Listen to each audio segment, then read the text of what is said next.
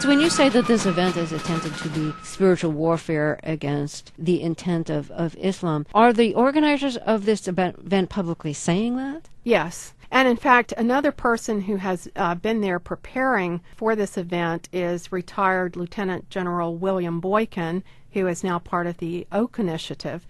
Yeah, that's right. A retired Lieutenant General from the United States military is a member of this movement. I mean, he's more than just a member. He does not announce himself as an apostle, but he's a part of this Oak Initiative, which includes many of the leading apostles. And he has been going to Michigan and speaking about the 9 principles of warfare. Because that's exactly what it is to these people. This is a war. They are fighting a war. I mean, when they use terms like spiritual warfare, this isn't just, words for them. They're fighting a war. And they have enlisted the advice and the support of people from the military or people with military backgrounds. One of these principles is offense instead of defense, and he is advising people that they have to act to prevent mosques from being built before they are actually constructed. So that's the advice of this retired military general. Be proactive and speak out against the building of mosques, or actually, speak out against anything that this religious movement may not agree with. The First Amendment doesn't mean anything. The First Amendment only applies to you. You only have the freedom of religion if you believe in the same religion they believe in. And they are going to use the 9 principles of war to back them up. Now, let me move on to Mike Bickle. He is the leader of what is known as the International House of Prayer, and he was one of the organizers of the Rick Perry Prayer Rally. And he is also semi-famous now for having described Oprah Winfrey as a forerunner of the harlot movement. He said she is winsome, kind, reasonable. She is utterly deceived, a classy woman, a cool woman, but she has a spirit of deception and is one of the forerunners to the harlot movement. Just a brief translation of what you think he means by that? Yeah, seriously. Oprah Winfrey is the enemy now. I mean, even if you don't like her, to think that these people, that this movement is like anti-Oprah for religious reasons, saying that she's the forerunner of the harlot movement. I mean, are you people really serious? And for those of you who are supporting people like Sarah Palin and Rick Perry, are you aware of just how twisted their beliefs are? And are you really aware of who is supporting them? When you support Rick Perry, do you know who else you're supporting? Give this some thought. He's talking about the end times. And in the end times narrative, there is what is called the Great Harlot, or the Great Harlot of Mystery Babylon. And this is a demonic figure in the end times. Throughout Protestant history, this has sometimes been described as being the Roman Catholic Church. But it represents the apostate religion of the end time. I might add, Mike Bickle is one of the major thinkers in the movement, and his embrace of this particular type of ideology, which goes back to the 1940s and 1950s in something called the Latter Rain movement, but his embrace of this ideology predates the coalescing of the New Apostolic Reformation. Mike Bickle was part of what was referred to by others as the Kansas City Prophets at Metro Christian Fellowship in the 1980s and 1990s. And his embrace of this ideology was very controversial, even among other independent charismatics at that time. If you're not sure really what that means, when they talk about the apostate religion of the end times, they're saying people who aren't of the Protestant faith and still say that they believe in God, or still say that they're Christians. So Catholics, people who are New Age, anyone who doesn't belong to their particular ideology, you're an apostate, even if you believe in God. Most of you who are atheists or theists alike watching this video would be apostates as far as they're concerned. And just the fact that you exist, and the fact that you perhaps might be a fan of Oprah, who apparently is a demonic figure, would just,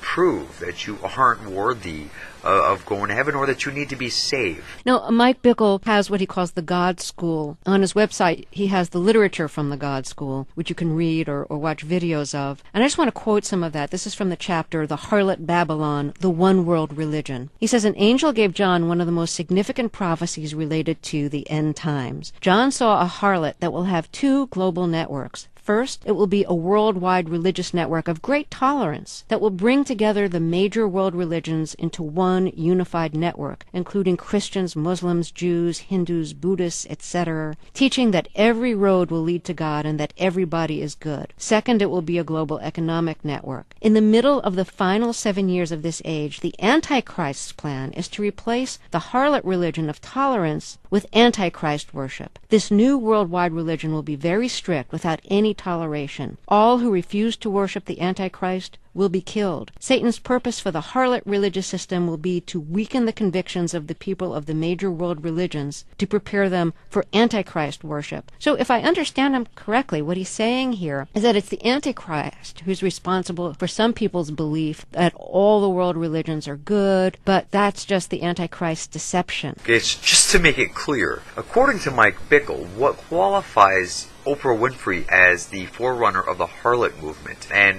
the beginning of the end times and the signal for the coming of the Antichrist is the fact that she's a media mogul who is known for being tolerant and for discussing tolerance on television. I mean, that's it. That's what it takes. That's what makes her such a demonic figure, is she is tolerant. And although they didn't say Obama by name, you'll notice I did include some images of Obama. Now, if you look at a lot of the writings of some of these people, and if you pay attention to some of the Dominionist videos and listen even to the debates, you'll see that they go way out of their way to demonize President Obama. And it is more than just my belief. I mean, I've read multiple comments and seen lots of images where Obama is portrayed as being the Antichrist, and a lot of them really do believe that he is indeed the Antichrist. And the fact that Oprah played a role, regardless of how small, in his election, to them is proof of this entire theory. Yes, and what they're saying is you cannot tolerate tolerance.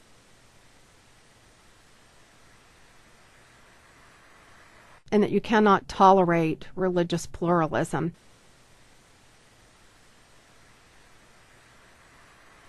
The narrative that he's describing there has been a common narrative to American fundamentalism for over 100 years. But there's one major difference in what Bickle is teaching there. In the fundamentalist narrative, all of this happens, the 7 years of Antichrist rule happens after the believers have been taken from the earth in the rapture. What Mike Bickle is teaching, and to this movement, is that no, the believers will remain, and they have to be ready to fight, and they have to be ready to be martyrs. Now, this is a very different end-time narrative that creates a very different activism. If you're going to still be around and you have to fight, that's very different than believing that you will be raptured and you'll just be watching from the grandstands of heaven. Spiritual warfare for these people is not just a catchphrase. It isn't something that just sounds clever to them. They mean it. They believe that we are right now living in the end times, and that the Antichrist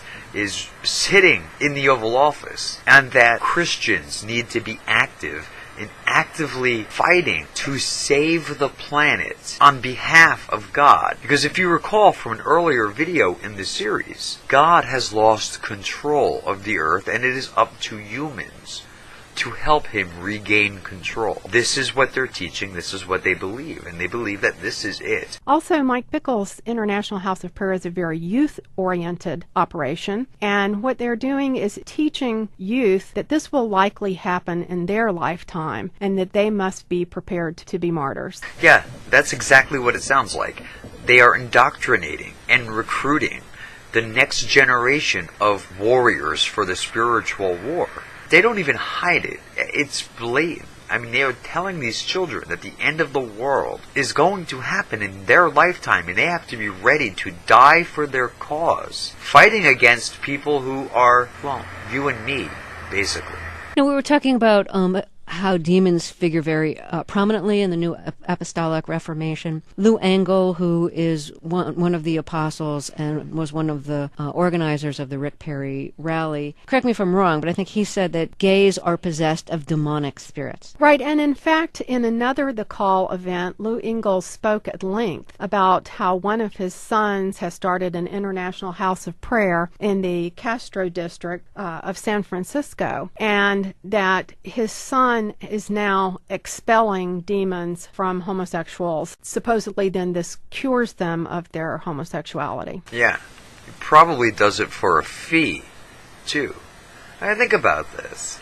You find some self-hating homosexuals, people who are convinced that because they're gay, that there must be something wrong with them, and they need to be fixed. Because religion and a bigoted society tells them that they're wrong or that they're broken people. And then this guy, comes in like the white knight and decides, hey, I can fix you. All you need to do is believe in my God. It's disgusting. Lou Engle has held these The Call events around the world. In fact, he held one in 2008 in Jerusalem, which coincided with the Global Day of Prayer. The Global Day of Prayer is also an initiative of the New Apostolic Reformation movement. Lou Engle also took the Call event to Uganda in May of 2010, where various people got on the stage and promoted the anti-homosexuality bill in Uganda, which is still pending.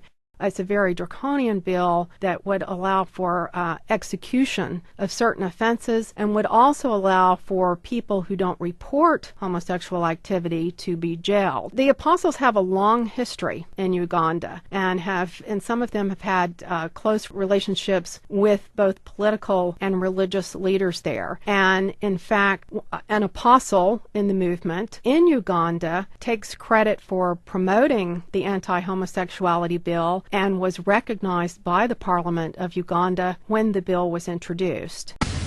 And now for something completely different. Last year and early this year, we spent a lot of time on this program covering one of the weirdest and spookiest offshoots of the C Street scandal. C Street, you'll recall, is the Washington, D.C. outpost of a secretive religious organization known as the Family. The C Street house is essentially a dorm for members of Congress. Rent is subsidized by the Family, and members of Congress who live there have more or less overt ties to this religious group. The scary, creepy detail we covered in full about the Family and C Street is the Family's ties to a piece of legislation known around here by its cute nickname, the Kill the Gays Bill. The Family's right-hand man in the nation of Uganda introduced and promoted legislation in that country to make homosexuality a crime punishable in many cases by death.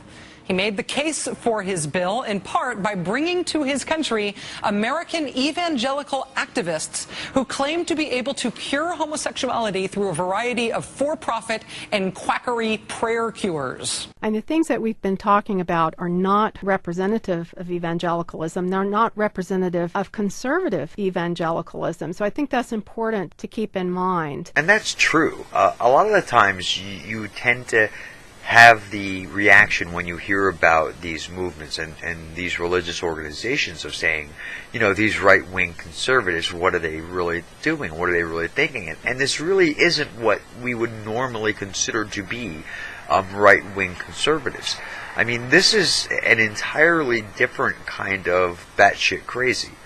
This is a religious movement that is different than anything else that we've really ever seen before. At least nothing like this in this kind of organized and militant approach. This is a movement that is growing in popularity, and I think one of the ways they have been able to do that is they're not very identifiable to most people. They're just presented as non-denominational or just Christian. It is an identifiable movement now with an identifiable ideology. Yeah, it is a fairly, group of nondescript Christians. You wouldn't know, the guy on the bus, sitting next to you on the bus, could be a member of this movement. Guy shopping in the store, you could be at the store, and the guy in front of you in line, your neighbors, and you wouldn't even know. For the most part, they are no different than their everyday lives than everyone else. But what they're keeping inside their thoughts, the things that you might not know, the things that you don't know that they believe, that they're only going to express at the ballot box or in church. I mean, that's what sets them apart. And unless you get into in-depth conversation with some of these people, you have no way of knowing. Your coworkers, some of your friends, family members, they believe some of the nonsense that's being peddled by these people. There's a whole lot more on this, and I will probably do more videos. There'll be a recap of the series, so there'll be the 5th video. And then there's a couple of more videos I might want to do on specific court cases and legislation that's involved with some of this. So I'm not sure when those videos will be out. There's a lot of research involved, but look for them.